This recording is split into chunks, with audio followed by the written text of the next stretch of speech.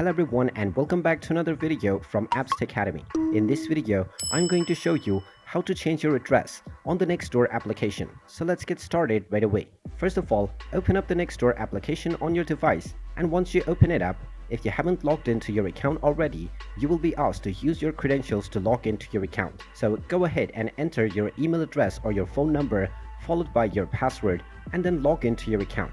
Once you have been logged in, you will be taken to the home page from which you can browse through the various posts that have been made within your neighborhood. Now, if you wish to change your address or the neighborhood that you are living in, then tap on your profile icon at the top left corner. From the profile page, tap on settings at the bottom left and then tap on account settings. Now, within the account settings page, you will be able to make various changes to your profile.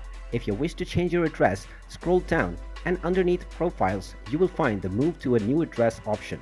Go ahead and tap on it, and now you will be asked to enter your postcode as well as the street address. Go ahead and type in the postcode for your new address and then enter the street address as well. You can then tap on the continue button, and once you tap on this, you will be asked to enter further information of your specific address, including your house or building number or your apartment number. After entering all of these information, click on the continue button once again, and you will be asked to enter your account password to confirm your address change. Now, after you enter your password and continue forward, you will be able to see your new address underneath your profile section, which means that your address has now been changed. And there you have it. That is how easy it is to change your address within the Nextdoor application.